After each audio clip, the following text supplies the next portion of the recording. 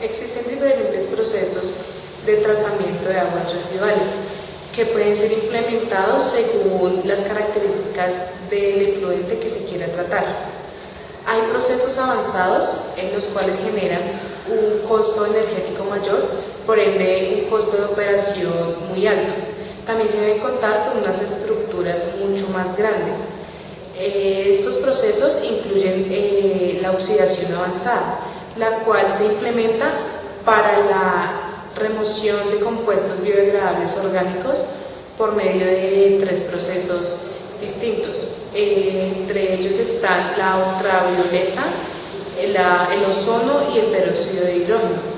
Estos generan radicales hidroxilos que son caracterizados por ser agentes altamente oxidantes. Dentro de toda la descripción de estos procesos de oxidación avanzada tenemos que retomar un poco los conceptos anteriores que teníamos de los tratamientos y acordarnos de esas distintas etapas para el tratamiento de aguas residuales. Recordemos la etapa preliminar en la que se eliminan sólidos gruesos y algunos contaminantes grandes, y tenemos el tratamiento primario, en el que ya hay algunos tanques de sedimentación, se remueven en general algunos sólidos y seguido sigue el tratamiento secundario. En este tratamiento secundario ya interfieren procesos como aireación, se realizan algunas sedimentaciones, en general se remueven algunos sólidos disueltos, sólidos suspendidos en el agua, y hay procesos como el proceso de lodos activados que ya empiezan a remover contaminantes un poco más difíciles. Enseguida sigue el tratamiento terciario, que como se observa en la imagen ya incluye una desinfección, una adición de cloraminas, una radiación ultravioleta, la remoción de nutrientes, y en esa etapa es donde se observan los procesos de oxidación avanzada. Estos procesos de oxidación avanzada hacen parte de un gran grupo que son los procesos avanzados de tratamiento de aguas residuales. Estos procesos comprenden altos costos, estructuras mucho más complejas que los procesos anteriores, pero pues garantizan un efluente más fino con características de calidad más altas. Dentro de este proceso de oxidación avanzada, ¿qué es lo que se busca principalmente? Se busca oxidar los componentes orgánicos complejos encontrados en el agua residuales que son difíciles de remover naturalmente. Estos componentes orgánicos son muy fuertes y requieren de unos procesos de oxidación muy avanzados que garanticen su eliminación total del agua. Generalmente, con una oxidación parcial, se descomponen estos compuestos y sería suficiente para que con un tratamiento biológico se logren remover, pero no pasa con todos los compuestos, y por eso se necesita un agente oxidante, un compuesto oxidante que garantice la eficiencia de remoción de esos compuestos. En la degradación de los productos finales, de los productos de esos compuestos inorgánicos, está dividida en diferentes etapas. La etapa inicial es la degradación primaria, que como su nombre lo indica, simplemente representa, como en la imagen se observa, un cambio estructural en el compuesto original. Sigue la degradación aceptable, que también es llamada la desactivación, precisamente porque es un cambio estructural en el compuesto, pero es a medida que se reduce la toxicidad del mismo. Esto implica que ya en este proceso hay una degradación de la toxicidad, se va empezando a remover parte del compuesto. La siguiente degradación es denominada la degradación final, que también es muy famosa porque se denomina la mineralización de estos compuestos, y es la conversión de carbono orgánico a dióxido de carbono inorgánico. Este proceso es muy importante no solamente dentro del proceso de oxidación avanzada, sino en muchos otros tratamientos y muchos otros procesos de procesos de tratamiento avanzado de agua residual. El último paso es denominada la degradación inaceptable, pero también como fusión, y representa un cambio estructural en el compuesto principal, pero resulta en un aumento de la toxicidad y no de la disminución. Por eso recibe el nombre de degradación inaceptable. Finalmente, tenemos 3 puntos muy importantes dentro del proceso de oxidación avanzada que se tienen que tocar, y es el primero, la formación de radicales hidroxilos. Esta formación de radicales hidroxilos es vital para la degradación de estos contaminantes orgánicos porque es la forma en que se logran oxidar los mismos. Esta degradación se logra mediante agentes oxidantes. Estos agentes oxidantes pueden usarse solos o pueden usarse mediante aplicaciones como radiación ultravioleta, que ya se van a ver más adelante en las variaciones. Pero algunos de estos agentes entonces están contemplados: el ozono, el peróxido de hidrógeno, el dióxido de cloro y muchos otros más. El segundo punto a tratar es la oxidación de los compuestos orgánicos, principalmente por abstracción de hidrógeno por adición electrofílica de dobles enlaces. La abstracción de hidrógeno, ¿qué significa? Esta abstracción ocurre generalmente en una parte de un metal si las condiciones son adecuadas. Por ejemplo, si se tiene una muestra de un areno que está unido al cromo, a una molécula de cromo, la naturaleza electroactora retira la densidad electrónica del cromo y permite que la reacción ocurra de manera más fácil. Estas abstracciones de hidrógeno son muy importantes cuando hay metales solubles o formaciones complejas de enlaces de metales. Está la adición electrofílica por dobles enlaces, que es una reacción de adición donde en un compuesto químico el sustrato de la reacción se pierde en un enlace para permitir la formación de dos nuevos enlaces sigma dentro de esa misma reacción. Es decir, que a partir de todas esas reacciones se forman los radicales orgánicos libres, los RO denominados. El tercer punto muy importante a tocar dentro de la oxidación avanzada es las reacciones de moléculas de oxígeno que forman un peroxirradical. Estos peroxirradicales son importantes también para la remoción de estos compuestos orgánicos porque completan la mineralización de esos contaminantes y permiten su remoción final. Cuando se logra por fin la formación de estos radicales hidroxilos, que son el OH que se observa en la imagen, a partir de un agente oxidante, de la reacción de un agente oxidante mezclado con una aplicación o con enlace de otro agente oxidante, como lo vamos a ver más adelante, se oxidan agentes compuestos químicos, también se pueden oxidar bacterias, virus y microorganismos. En el caso de los microorganismos, lo que hace la oxidación avanzada es romper su capa exterior y por eso oxidarlos. Cabe aclarar que es muy extraño encontrar microorganismos después del tratamiento para la oxidación avanzada, ya que la oxidación avanzada suele realizarse después de procesos de ósmosis inversa y además incluyen procesos de fotólisis. El proceso de oxidación avanzada es utilizado para la remoción de contaminantes biodegradables orgánicos. Dependiendo del oxidante que se emplee en el proceso, se obtendrán remociones de diferentes contaminantes. En el caso del radical hidroxilo, este es generado en los reactores, especialmente diseñado para el momento de su uso, ya que este tiene una vida muy corta. Con este oxidante se remueven especies inorgánicas como metales solubles, especies tóxicas muy complejas, también la oxidación de compuestos como orgánicos tóxicos y la reducción del carbono orgánico total. También sirve para la coagulación de los contaminantes para que sea más efectivo. Otro oxidante implementado en el tratamiento de agua residual es el ozono. Es un gas que se genera al pasar aire por un electrodo de alto voltaje. Este oxidante se emplea para la eliminación de especies inorgánicas como los metales solubles, las especies metálicas complejas, también para la reducción de olores desagradables. Otro componente principal es para la oxidación de compuestos tóxicos y para la regulación del crecimiento de algas. Otro oxidante implementado es el ácido peracético, el cual es una solución líquida estabilizada. Este se emplea para la oxidación de especies inorgánicas para la reducción de olores desagradables y para el control de crecimiento de algas en el tratamiento. Otro oxidante implementado en el tratamiento de aguas residuales es el peróxido de hidrógeno.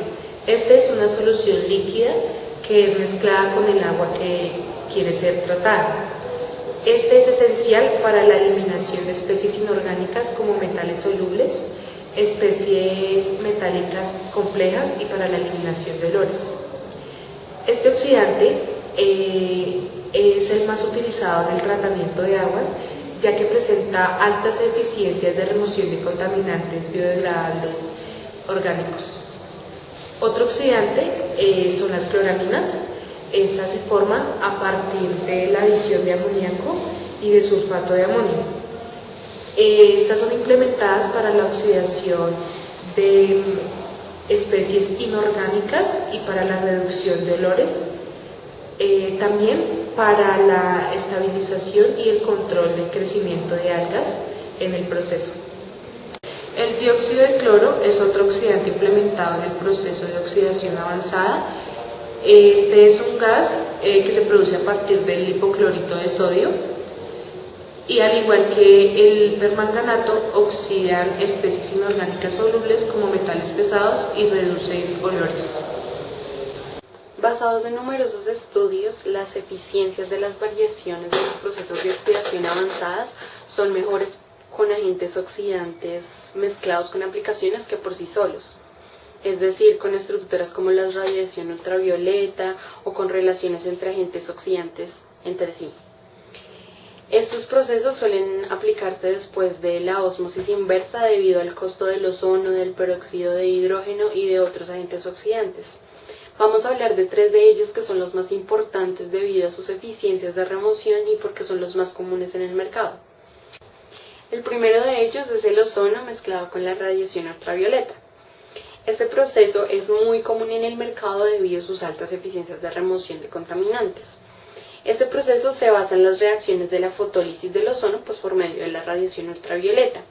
Las reacciones que produce se muestran en la pantalla. La primera de ellas es en aire y se basa en la excitación de un átomo de oxígeno al que se le agrega agua y se producen los radicales hidroxilos. Estos radicales poseen ese punto al lado del oxígeno debido a que tienen un electrón que no está apareado. En agua se produce la misma reacción por medio de un átomo no apareado de oxígeno, un átomo excitado más la agregación de agua.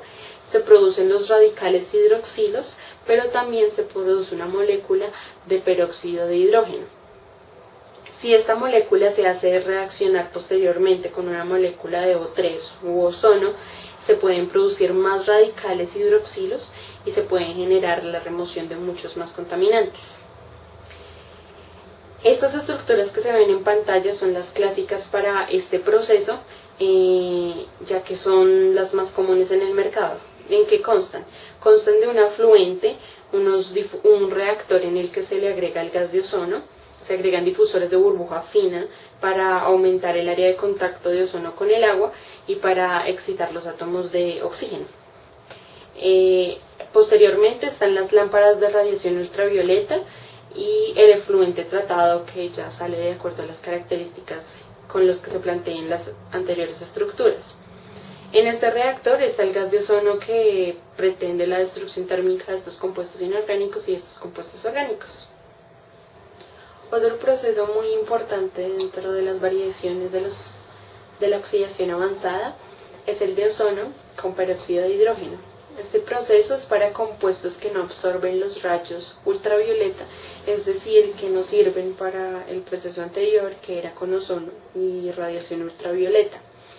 Este proceso ha demostrado grandes eficiencias de remoción en compuestos como el tricloretileno y el percloretileno. Estos compuestos se han reducido significativamente gracias a este proceso, que funciona a partir de la reacción general que se muestra en pantalla. Esta reacción funciona con el peróxido de hidrógeno más la añadición de 2 moléculas de ozono, produciendo radicales libres de hidroxilo y liberando oxígeno molecular. Las estructuras básicas son las que se muestran en pantalla que constan del afluente y de la añadición del peróxido de hidrógeno antes de pasar al reactor donde se proporciona el gas de ozono, es decir, que se tiene que suministrar antes de que el afluente llegue a ese reactor. Y el gas de ozono es suministrado a partir de difusores de burbujas finas que aumentan el área de contacto del ozono con muy poquita agua. En este reactor las unidades de destrucción de ozono son debilitadas para el gas. El efluente tratado sale por la parte superior del reactor y en la parte derecha en pantalla se muestra un ejemplo real que consta de un tanque muy similar al que se muestra en la parte izquierda. Este proceso ha demostrado grandes eficiencias y aunque sus costos son elevados debido al peróxido de hidrógeno y al ozono, suele tener grandes resultados. El último proceso al que vamos a hablar es el del peróxido de hidrógeno versus los rayos ultravioleta. Este proceso es en el que se forman los radicales libres de hidroxilos cuando el agua que contiene el peróxido de hidrógeno se expone a la radiación ultravioleta. Este proceso presenta algunas complicaciones, incluyendo su alto costo, pero una de las más importantes es que a veces no es posible llevar a cabo el proceso porque el peróxido de hidrógeno tiene un coeficiente de extinción molar muy pequeño. Esto indica que las concentraciones de ese agente oxidante deben ser muy altas para el funcionamiento del proceso y a veces no se logran esas concentraciones altas. Este proceso es muy importante ya que remueve contaminantes que son graves en el agua residual, en el tratamiento de las aguas. Algunos de ellos son las hormonas esteroides, algunos medicamentos de prescripción humana, los antibióticos veterinarios y humanos y algunos contaminantes muy importantes como el NDMA. Este proceso representa una ecuación general, que es la que se ve en pantalla, que consta de una molécula del peróxido de hidrógeno más los rayos ultravioleta que forman los radicales libres, pues carentes del átomo que habíamos dicho antes. Asimismo, hay una ecuación que determina el cálculo de la energía eléctrica por unidad de volumen. Eso es una ecuación de orden logarítmica de reducción, pues para determinarla en este proceso. La ecuación está de acuerdo a cómo se observa en la pantalla, teniendo en cuenta la entrada de energía eléctrica en el reactor, el volumen del líquido tratado, la concentración inicial de ese afluente y la concentración final pues, del efluente. Asimismo, en pantalla se muestra en un esquema general de este proceso que consta de un reactor de rayos ultravioleta vertical con tubos verticales, la entrada del afluente. Acordémonos que como en el proceso anterior el peróxido de hidrógeno se añade antes de pasarlo a través de las radiaciones ultravioleta y al final pues las lámparas de alta energía son dispuestas en un patrón cruzado para mejorar las eficiencias de remoción. Este patrón cruzado se realizó de acuerdo a estudios que demostraron que las eficiencias serían mayores con este patrón. El efluente tratado sale por la parte superior del reactor y uno de los esquemas reales es como el que se observa en la parte derecha, que consta de estos tubos azules que son en los que van los reactores UV. En el proceso de la oxidación avanzada se presentan una serie de ventajas y desventajas. En el caso del peróxido de hidrógeno con ultravioleta, su ventaja es que este es muy estable y puede ser almacenado temporalmente en el sitio durante su uso. Una de las desventajas es que este tiene poca absorción a los rayos ultravioleta y si el agua absorbe esta energía, la mayor parte de luz que va a entrar a los reactores va a ser desperdiciada. También se tiene que eliminar el peróxido de hidrógeno residual en el proceso y se van a presentar mucho ensuciamiento de las lámparas. En el caso del peróxido de hidrógeno con ozono, sus ventajas es que el agua que tenga poca transición de los rayos ultravioleta pueden ser tratadas, se van a eliminar compuestos orgánicos volátiles y los diseños especiales de los reactores pueden ser implementados o no en este proceso. Una de las desventajas es que la producción de ozono puede ser muy costosa e ineficiente. Mantener las dosis exactas de ozono y peróxido de hidrógeno puede ser muy difícil y los valores de pH bajos pueden alterar el proceso. En el caso del ozono con ultravioleta, una de sus ventajas es que no se necesita tener la dosis exacta de peróxido de hidrógeno y de ozono. El oxidante residual puede ser eliminado durante el proceso. También se eliminarán compuestos volátiles y el ozono absorbe más luz ultravioleta que una dosis equivalente de peróxido de hidrógeno. Una de sus desventajas es que se debe utilizar ozono con luz ultravioleta para la producción de peróxido de hidrógeno, ya que al implementar oxígeno para la producción de este, el proceso es muy ineficiente. Los reactores diseñados para este proceso de luz ultravioleta tienen que ser implementados para este proceso. El ozono presente en el gas de escape debe ser eliminado.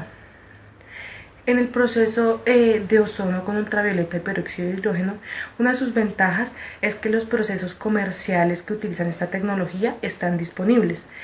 El peróxido de hidrógeno promueve la transferencia de masa de ozono y también se eliminan compuestos volátiles. Una de sus desventajas es que los reactores especiales diseñados para la iluminación con ultravioleta tienen que ser implementados en este proceso y se presentan mucho ensuciamiento de las lámparas ultravioleta. Para la relación de hierro con peróxido de hidrógeno, la ventaja que tiene este proceso es que algunos afluentes contienen alto porcentaje de hierro, lo que conduce a las reacciones de Fenton. También se disponen de procesos comerciales que utilizan esta tecnología. Una de las desventajas de este proceso es que requiere valores bajos de pH. Para el proceso de dióxido de titanio con luz ultravioleta, la ventaja es que es activado con la luz ultravioleta. Por tanto, una mayor transmisión de luz es alcanzable. La desventaja de este proceso es el ensuciamiento de los catalizadores que puede ocurrir cuando este se utiliza en suspensión. Y el dióxido de titanio residual tiene que ser eliminado del proceso. Para el proceso del ozono con un pH establecido, su ventaja es que no requiere la adición de ozono ni de peróxido de hidrógeno, pero su desventaja es que el ozono en el gas de escape debe ser eliminado. El ajuste de los pHs no es práctico en este proceso de tratamiento de aguas residuales, no hay unas aplicaciones comerciales y el proceso no muestra una eficiencia en la remoción de los contaminantes. Una planta de regeneración de agua produce 1,9 por 10 a la 4 metros cúbicos por día de un efluente de ósmosis inversa, que contiene 50 nanogramos sobre litros de NDMA. Determinar el número de reactores de fotólisis necesarios para reducir la concentración de NDMA del efluente de ósmosis inversa a 1 miligramo sobre litro. Antes de la inyección de agua subterránea, los reactores de fotólisis bajo evaluación son de 0,5 metros de diámetro y 1,5 metros de longitud, con un volumen de agua efectivo de 242 litros. Cada seleccionador tiene 72 lámparas de 200 watts cada una y un rendimiento de salida de 30% en 254 nanómetros. Suponga que el tiempo de retención hidráulico del reactor se puede escribir usando el modelo que se muestra a continuación, donde K es una constante de velocidad de reacción y N es el número de tanques en serie.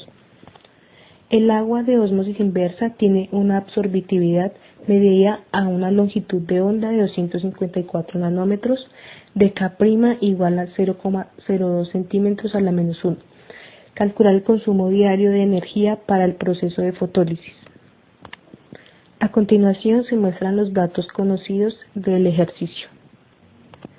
Lo primero es calcular la entrada de energía fotónica por unidad de volumen. Para esto se calcula la potencia total de las lámparas, multiplicando el número de lámparas por la potencia de cada una, obteniendo 14.400 joules sobre segundo. Se calcula la entrada de energía fotónica a cada reactor, utilizando la siguiente fórmula, donde P es la potencia de las lámparas, N sub P el número de fotones, que es el número de Avogadro, B es el volumen del reactor, H una constante y B pequeña la velocidad de la luz. Reemplazando los valores conocidos se obtiene la entrada de la energía fotónica, que es 3,80 por 10 a la menos 5 Einstein sobre el litro por segundo. Se calcula la constante de velocidad para NDMA, utilizando el coeficiente de extinción de NDMA a 254 nanómetros que se obtiene de la tabla 6,18. Este es multiplicado por 2,303, obteniendo un valor de 4.546 litros sobre mol por centímetro. También se determina el rendimiento cuántico para NDMA, que se obtiene de la tabla 6,18, el cual es 0,3 mol sobre Einstein. Se procede a hallar la constante de reacción utilizando la siguiente fórmula y reemplazando los datos se obtiene 2,59 sobre litro. Se procede a calcular el caudal que puede ser tratado para cada reactor.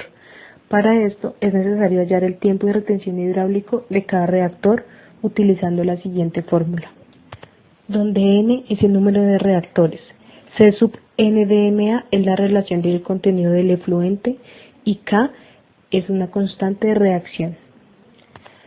Reemplazando los valores se tiene un tiempo de retención hidráulico de 3,11 segundos. Se procede a hallar el flujo que puede ser tratado por cada reactor de la siguiente fórmula, donde B es el volumen y TRH es el tiempo de retención hidráulico. Reemplazando los datos se obtiene un caudal de 77,7 litros sobre segundo.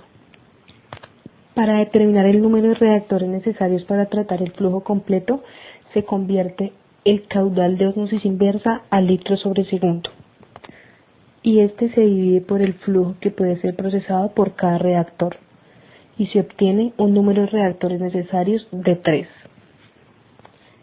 Para calcular la eficiencia eléctrica para el proceso de fotólisis se utiliza la siguiente ecuación, donde P es la potencia, Q es el caudal, C sub I es la relación de contenido y efluente de NDMA, al igual que C sub F. Reemplazando los valores en la fórmula se obtiene una eficiencia eléctrica de 0,0303 kWh sobre metro cúbico. Y por último se halla el consumo diario de energía para el proceso, multiplicando los reactores utilizados por la potencia y por 24 horas. Se obtiene 1037 kWh por día. Las aplicaciones en Colombia de este proceso de oxidación avanzada son muy escasas, por varias razones. Una de ellas es que el costo de los reactivos es muy elevado y el gasto energético de las lámparas de radiación ultravioleta y de otros reactores que requieren una potencia muy alta, pues también es muy elevado. Además, en Colombia las plantas de potabilización de agua generalmente usan, por ejemplo, el cloro como desinfectante y muchas veces el trato al agua no es continuo por problemas de adquisición o problemas de suministro o el costo del cloro. Así pasa con muchos agentes oxidantes o a muchas lámparas de radiación ultravioleta que requieren este proceso de oxidación avanzada. Hay algunas empresas en Colombia encargadas de suministrar las estructuras para este proceso, como es NIF, que mezcla los procesos de microfiltración y oxidación, así como la ultrafiltración. Ellos tienen instaladas algunos procesos de estos en Antioquia y en su mayoría son para plantas de lácteos. No hay muchos de estos procesos implementados para el tratamiento de aguas residuales.